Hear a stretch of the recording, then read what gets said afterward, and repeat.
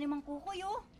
Di ba yan yung bulag na malupit? Malupit yung asawa at pumayag, ano? Ibang klase talaga. Oo nga, at tingnan mo, ang kakapal na mukha o nakaparada pa sa kalsada. Immoral naman.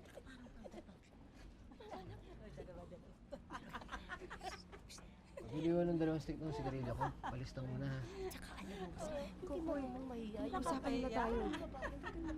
Hayaan mo sila. Ganyan talaga yung mga yan, para mga aso. Mabilis makaamoy ng baho ng iba, pero yung baho nila hindi kayang linisin. Salamat. Eh, ano naman pakialam ninyo? Kayo mga chismosa kayo, ha? Kung naiinggit kayo, eh di maghanap din kayo ng makakasalo sa mga asawa nyo. Kayong mga matatanda kayong hilig-hilig din sumismis, umuwi nga kayo! Alagaan nyo mga anak nyo! Eh, totoo naman eh. Ikaw naman kasi sabi mo sa'yo. Nainggit ka kasi maganda kasi sa iyo eh. Oh, eh bakit naman bigla mo naisipang yayain kumain ako sa labas? Alam, magmula kasi nung nagsama tayo, hindi na tayo nakakapag-date. Saan naman kayo pupunta? Kapasal sana kami. Eh, mabuti pala tong kabit mo. Nayayaya mong lumabas. Pero graduation ng anak mo, nakalimutan mo. Ngayon ba yun, Wish? Pasensya na, nawala sa isip ko eh. Pero hindi, sama-sama na lang tayo tapos kumain tayo sa labas mamaya. Sama-sama tayo? Kung sakali magkakasama tayong tatlo, matatanggap ko. Pero hindi kapag kasama mga anak ko.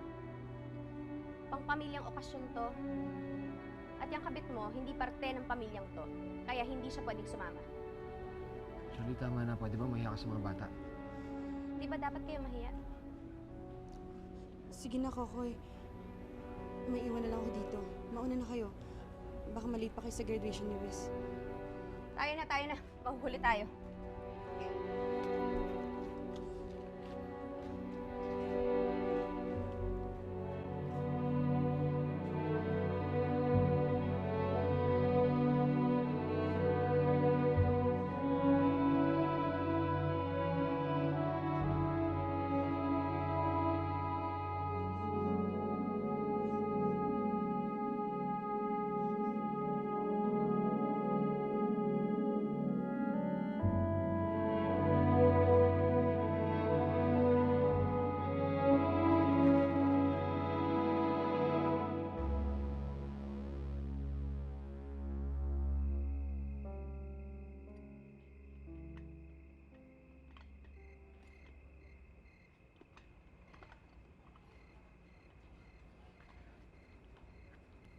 Sino yan? Si Wiz po, tay. Oh, anak, ba't kising ka pa? Gabing-gabi na, dapat matulog ka na. Teka, sandali.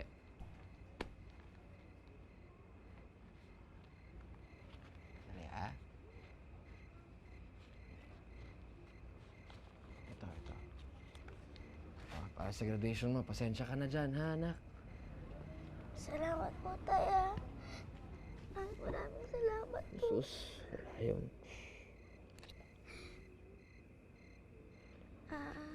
Itay, Hmm. bakit po tayo ganito? Bakit po ang gulo-gulo? Tsaka, bakit yung asawa niyo po, dalawa?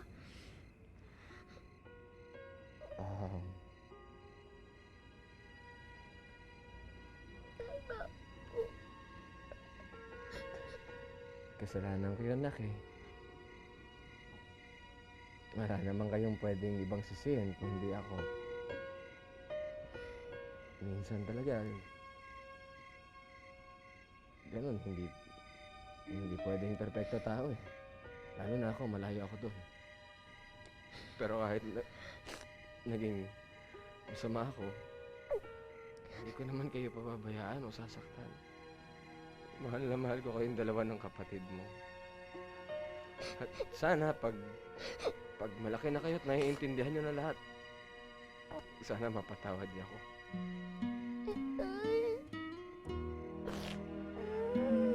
Umiyak ka na.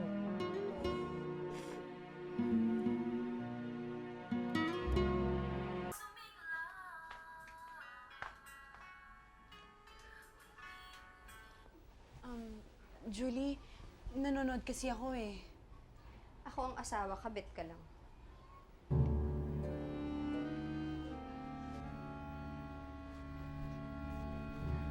Ikaw nga ang asawa, pero ako ang mahal.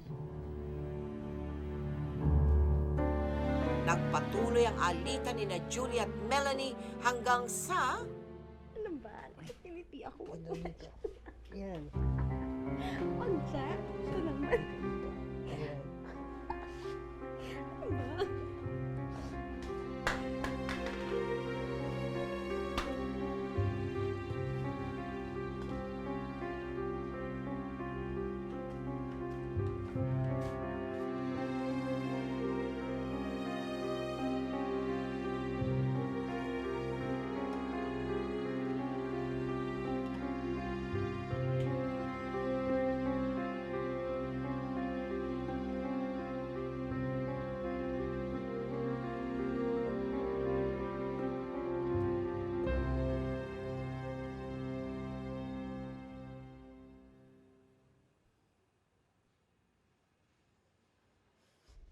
Mga walang iya kayo! Walang iya ka! Ba't dito sa loob ng bahay ko mga walang iya kayo?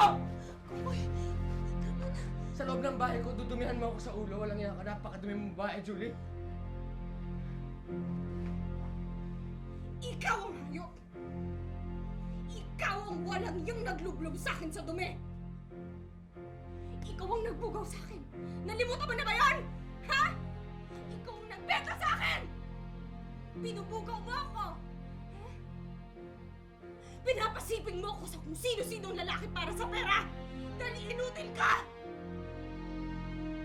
Bakit, ha? Akala mo ba?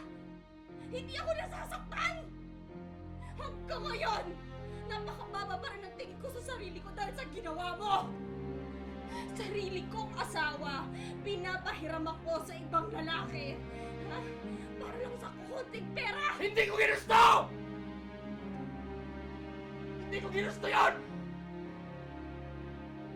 Hindi kita pinahiramin, hindi kita pinahiramin.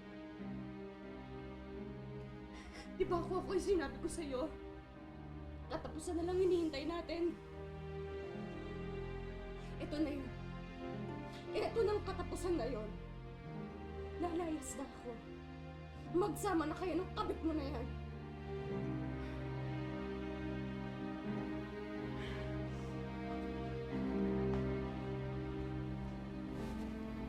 Ba't ka magtsatsaga?